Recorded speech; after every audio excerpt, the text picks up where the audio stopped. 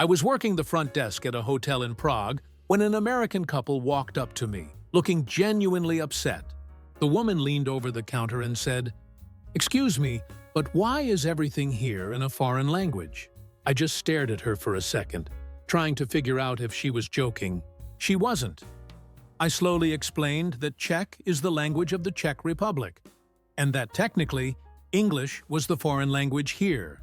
She looked at her husband like I had just told her the earth was flat. He nodded and said, "Yeah, but doesn't everyone just speak English?" I handed them their room key and wondered how they made it through the airport. These are the kinds of stories I've collected over years in the tourism industry.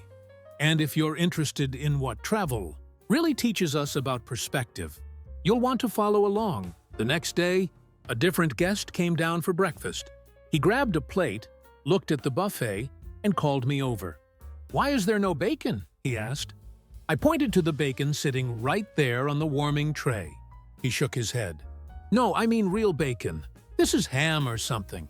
I explained it was European-style bacon, which is back bacon, not the crispy strips he was used to.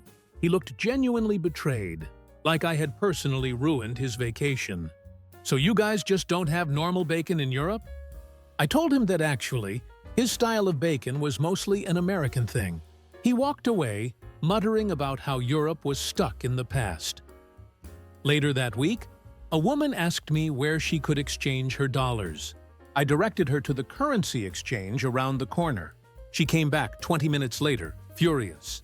"They refused to take my money." I asked what happened. She said, "I gave them a $100 bill and they said they needed to check it." "That's so rude. Don't they trust Americans?" I explained that checking large bills is standard practice everywhere to prevent fraud. She wasn't having it. "In America, we just take money. We don't interrogate people."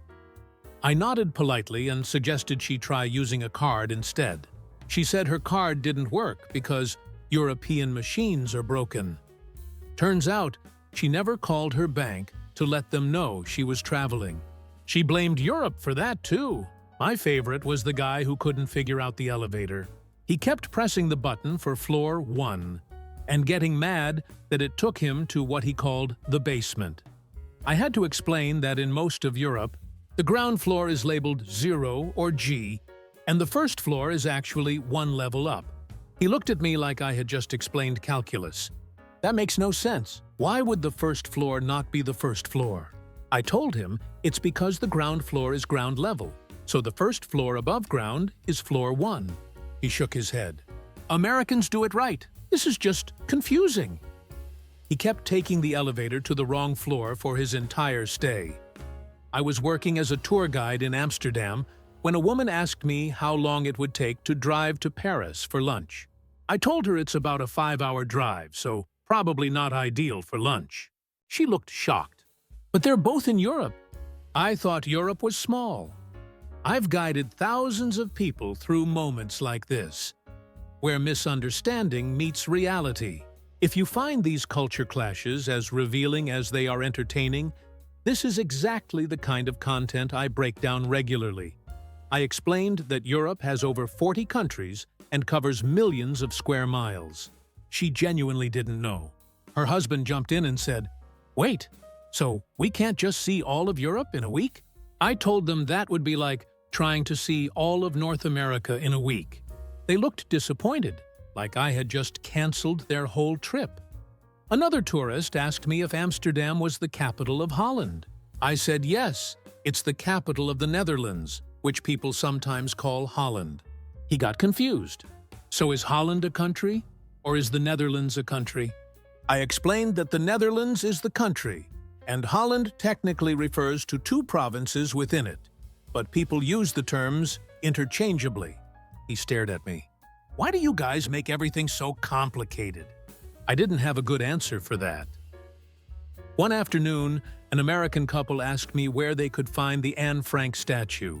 I told them there isn't a statue of Anne Frank in Amsterdam, but there is the Anne Frank House Museum. The woman said, "No, I saw it on Instagram. It's a big statue in a square." I pulled out my phone and searched. Turns out she was thinking of a completely different memorial in a different city. When I told her, she said, "Well, that's false advertising. They shouldn't post pictures like that." I wasn't sure who they were, but I let it go. A man once asked me if people in Amsterdam spoke Dutch or Hollish. I told him Dutch. He said, "But I thought this was Holland." I explained again that Dutch is the language of the Netherlands. He nodded slowly, still looking confused. "So nobody speaks Hollish?" I confirmed that Hollish is not a language. He seemed disappointed, like he had really been looking forward to learning some Hollish phrases. My colleague told me about a guest who got angry because his GPS showed distances in kilometers instead of miles.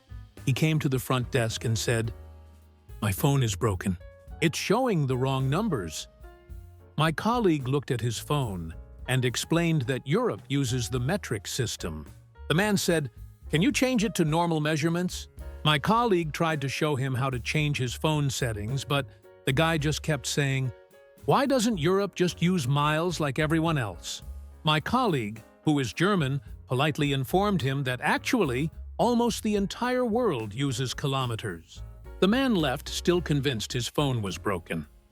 I once had a guest ask me why the sun was setting so late in the summer. It was around 9:30 at night, and the sky was still bright. I explained that Amsterdam is at a higher latitude than most of the United States, so summer days are longer here. She said, "But the sun is supposed to set at like 7 or 8. I told her that's not really how it works. It depends on where you are in the world and what time of year it is. She looked at her husband and said, "This is so weird. It feels like the day never ends." He agreed.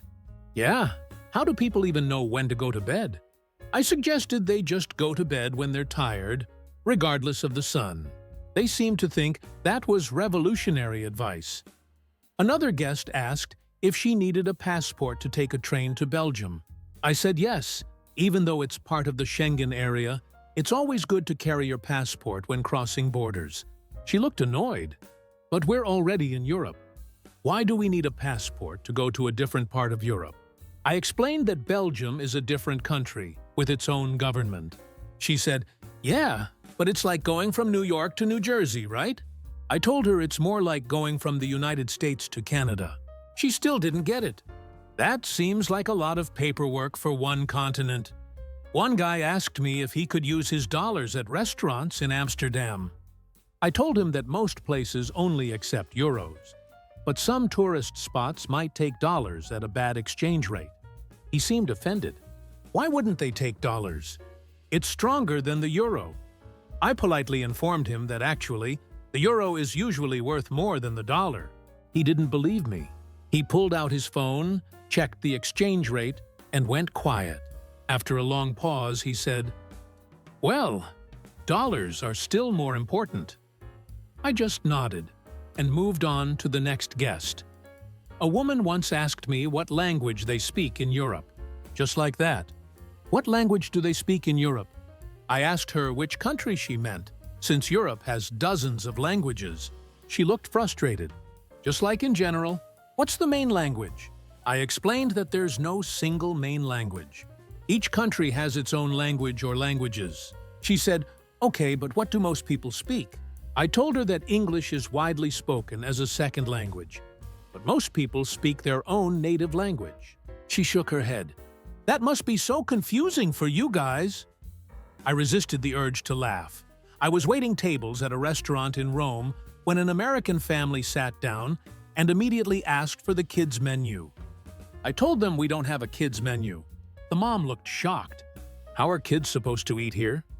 I explained that children usually just order smaller portions from the regular menu or share dishes with their parents. She said, "That's ridiculous. Kids need chicken nuggets and mac and cheese." I offered to have the chef make a simple pasta with butter for the children. She sighed like I was making her life incredibly difficult. The dad then asked for a Coke with lots of ice. I brought him a Coke with a few ice cubes, which is standard in Italy. He looked at the glass and said, "I asked for lots of ice." I told him that's how we serve it here. Ice is expensive and takes up space that could be filled with actual drink. He wasn't happy. In America, we fill the whole glass with ice. I nodded and said, "Yes, I've heard that." He made me go back and get more ice. I brought him a small bowl of ice cubes on the side. He seemed satisfied, but his wife muttered something about service standards. Halfway through dinner, the dad waved me over and asked where the check was. I told him I hadn't brought it yet because they were still eating. He said, "We're ready to go. Can you hurry up?" I explained that in Italy, we don't rush diners. The table is yours for the evening. You ask for the check when you're ready. He looked annoyed. We've been here for 45 minutes already. I told him that's pretty fast for an Italian dinner. Most people stay for 2 or 3 hours. His wife said, "Who has time for that?" I didn't answer. When I finally brought the check, the dad looked at it and said, "You forgot to add the tip." I explained that service is included in Italy, and tipping is not expected. He squinted at me. "So you just don't tip in Italy?" I told him that some people leave a few euros if the service was great, but it's not required. He shook his head. "That's why service is so slow here. No incentive." I smiled politely and walked away. My friend worked at a bakery in Paris. An American tourist came in and asked for a coffee to go. My friend started making it, and the customer said, "Just black coffee, nothing fancy." My friend handed her a simple espresso in a to-go cup. The woman looked at it and said, "This is tiny. Can I get a normal size?" My friend explained that this is a normal coffee in France. If she wanted a larger American-style coffee, she'd need to order a café allongé. The woman looked confused. "I just want a regular coffee like from Starbucks." My friend tried to explain that French coffee culture is different. The woman ended up leaving and finding a Starbucks 2 blocks away. Another American asked my friend why all the pastries looked plain. He said, "Don't you have anything with more frosting or filling?" My friend pointed to the eclairs and tarts. He shook his head. "I mean like a real donut with sprinkles." My friend told him French bakeries focus on quality ingredients and technique, not heavy decoration. He said, "Yeah, but it looks boring." My friend just wrapped up his croissant and wished him a good day. I was at a cafe in Berlin when I overheard an American couple complaining about the lack of free refills. The man said to the waiter, "In America, we get free refills on coffee and soda." The waiter nodded and said, "Yes, I've heard, but here you pay for each drink." The man said, "That's a rip-off." The waiter, very calmly, explained that drinks here are priced fairly because they don't inflate food prices to cover free refills. The man didn't care. Still feels like a scam. His wife then asked why there was no air conditioning. It was a mild day, maybe 22 degrees Celsius. The waiter said the windows were open and there was a nice breeze. She said, "It's way too hot in here." The waiter offered to seat them outside. She refused. "I don't want to sit outside. I just want AC." The waiter apologized and said the cafe doesn't have air conditioning. She looked around at the other customers, who all seemed perfectly comfortable, and said, "How do people live like this?" The waiter didn't respond. I was on a train in Switzerland when an American guy tried to put his feet up on the seat across from him. An elderly Swiss woman politely asked him to put his feet down. He said, "Why? Nobody's sitting there." She explained that it's considered rude and unhygienic. He rolled his eyes. "It's just a seat." She didn't argue further, but I could see she was annoyed. A few minutes later, a conductor came by and told him the same thing. He finally put his feet down, but spent the rest of the ride muttering about how uptight Europeans are. At a grocery store in Copenhagen, I watched an American woman get frustrated at the checkout. She had brought her own bags, but she was packing them incredibly slowly, holding up the line. In Denmark, you're expected to pack quickly, so the next person can start. The cashier politely asked her to move to the packing area after paying. The woman snapped, "I'm going as fast as I can." The cashier calmly explained the system. The woman said, "In America, they pack your bags for you." The cashier smiled and said, "That sounds nice." The woman huffed and moved aside, still complaining.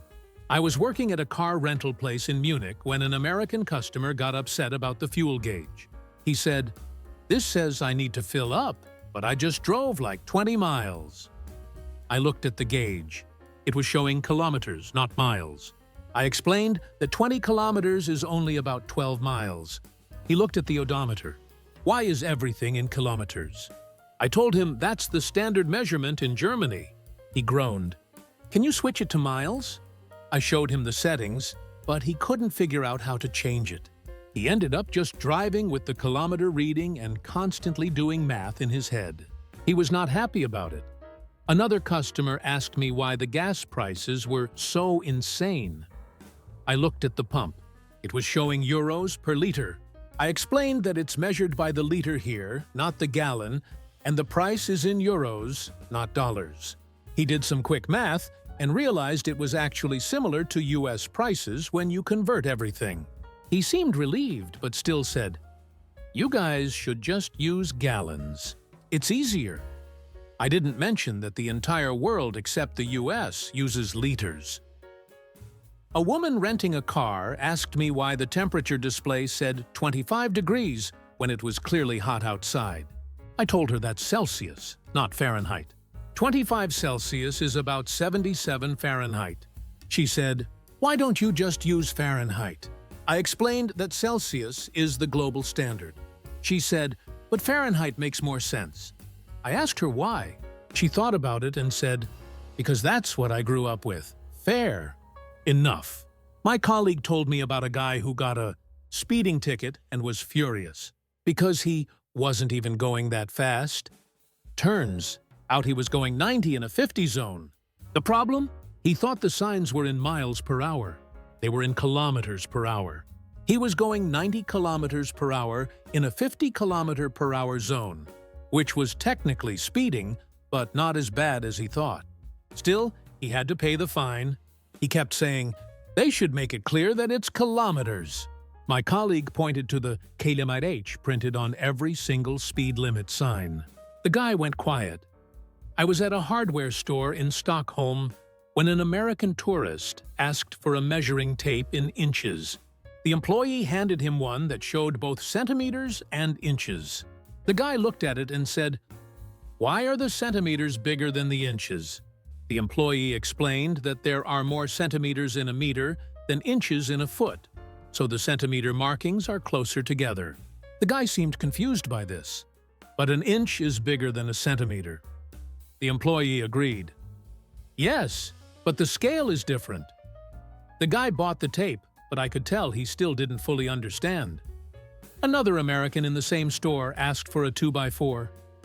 The employee asked, "2x4 what? Centimeters? Meters?" The American said, "Just a regular 2x4, like for building." The employee tried to explain that 2x4 is an American measurement and doesn't translate directly. The American got frustrated. "It's just a piece of wood. How do you not have this?" Eventually, they figured out he needed a piece of wood roughly 5 centimeters by 10 centimeters. He bought it, but kept calling it a 2x4 anyway. I watched a cooking show disaster unfold at an Airbnb in London. An American guest tried to bake cookies using a recipe from home. The oven was in Celsius, but he set it to the Fahrenheit temperature. His cookies burned. He came downstairs and complained to the host. "Your oven is broken. It's way too hot." The host checked the oven and saw it was set to 190 Celsius, which is about 375 Fahrenheit. The host explained the difference. The guest said, "Why can't ovens just have one temperature system?" The host suggested he convert the temperature next time. The guest said, "That's too much work." He ordered pizza instead. A woman at a market in Brussels asked me why the scale said her apples weighed 0.5. I told her that's half a kilogram. She said, "So how much is that in pounds?" I told her it's about 1.1 pounds. She looked at the apples. "That seems heavy for just a few apples." I explained that a kilogram is roughly 2 pounds, so half a kilogram makes sense. She still seemed doubtful. "Are you sure your scale is right?" I weighed them again. Same result. She bought them, but kept saying, These better not actually weigh that much. I was at a gym in Barcelona when an American guy asked the trainer why all the weights were wrong numbers. The trainer looked confused. The guy pointed at a dumbbell. "This says 20. That's way too light." The trainer explained it was 20 kilograms, not 20 pounds. 20 kilograms is about 44 pounds. The guy picked it up and said, "Oh, yeah, that's heavier." He then asked why they don't just label them in pounds. The trainer said, "Because we use kilograms in Spain." The guy said, "Right, but for tourists." The trainer just smiled and moved on. A tourist in Norway asked me why her weather app said it was going to be 15 degrees tomorrow. She said, "Do I need a winter coat for 15 degrees?" I asked if her app was showing Celsius or Fahrenheit. She checked. Celsius. I told her 15 Celsius is about 59 Fahrenheit, so she'd probably just need a light jacket. She looked relieved. "Why does my app keep switching to Celsius?" I suggested she check her settings. She spent 5 minutes trying to fix it and eventually just gave up. I'll just Google the conversion every time. I was back at the hotel in Prague on my last week when a guest came up to me with a genuine question. He said, "Why do Europeans do things so differently from Americans?" I thought about it for a second. I told him that from a European perspective, it's Americans who do things differently. He paused, like that had never occurred to him. Huh? I guess that makes sense. Another guest asked me if I ever got tired of explaining basic things to American tourists. I laughed and said honestly, not really. Most people are just curious and confused, not trying to be difficult. Sure, some people get frustrated when things don't work the way they expect, but that's true for everyone traveling anywhere. Culture shock goes both ways. My favorite moment was when a family asked me for restaurant recommendations. I gave them a list of local spots. They came back the next day and said it was the best meal they'd had in Europe. The dad said, "You know, at first I thought everything here was weird and backward, but I think I was just being stubborn." His wife agreed. "Yeah, once you stop comparing everything to home, it's actually pretty nice." Their kids loved the trip. They spent the rest of their stay exploring and trying new things without complaining. It was a nice change. I also remember a woman who apologized to me after spending 3 days complaining about everything. She said, "I'm sorry I was so rude earlier. I think I was just overwhelmed." I told her it was fine. Travel can be stressful, especially when everything feels unfamiliar. She nodded. "Yeah, but I should have been more open-minded." She ended up extending her trip by a few days because she was finally starting to enjoy herself. Not every story ends with someone learning a lesson or having a revelation. Some people leave Europe still convinced that their way is the only correct way. But a lot of people do come around once they relax and let themselves experience things without constantly comparing. That's when travel actually becomes fun. I think the biggest issue is just expectations. A lot of Americans expect Europe to be like a theme park version of America with cobblestones and accents. When they realize it's actually a completely different set of cultures with their own logic and systems, it throws them off. But once you accept that different doesn't mean wrong, everything gets easier. This isn't just content, it's context. And if understanding culture through real stories matters to you, you're exactly where you need to be. I'll probably keep working in hotels and tourism for a while. These stories never stop coming. Every week there's a new guest who can't figure out the bidet, or someone who's shocked that we don't refrigerate eggs, or a person who's genuinely confused about why we use 24-hour time. It's exhausting sometimes, but it's also kind of funny. You just have to laugh, explain things calmly, and hope they leave with a good story to tell. And trust me, these stories never stop coming.